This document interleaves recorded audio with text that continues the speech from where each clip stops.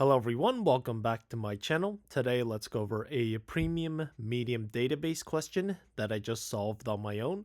So I'm really glad about this and I'm happy that I was able to come up with my own solution to this question without any assistance. So let me show you how I did it. This one is called Active Businesses number 1126. Basically what they want you to do is look at the event type, count the number of occurrences there are. So ads would have 3, page views would have 2, and then try to see for any of those event types which one is above the average. So in this case, that would be 5 is the average for reviews, 7 is above 5, and then 11 is also above.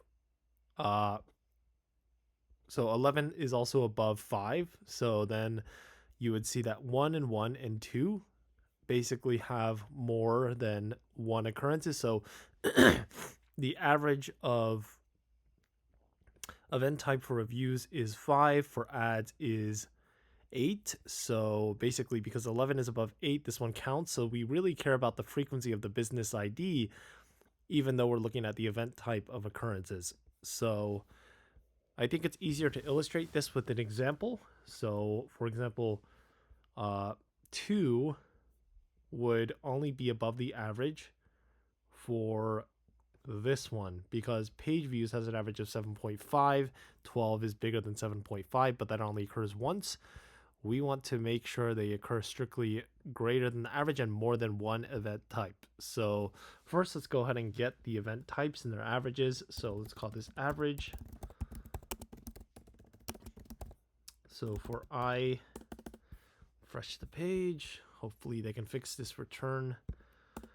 The return key doesn't respond sometimes in Chrome. It's been going on for a while anyways. So let's loop through events and event type and then append e.append.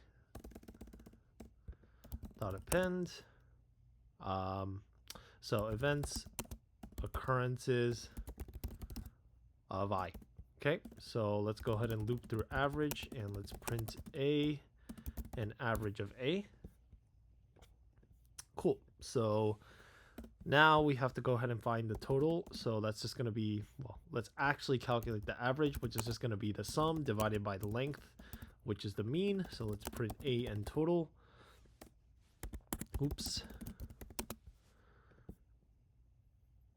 Cool. So now that lines up with what we see. So now we can basically, so that I know this is rounded down, but we'll take care of that later if we need be. But basically we want to loop through this again and we want to find all the ones that are bigger than the average.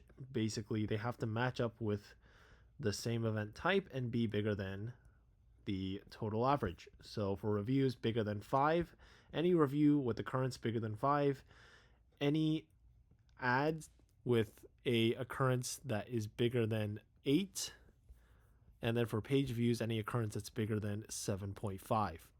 Okay, so for I, E, and enumerate events, event type.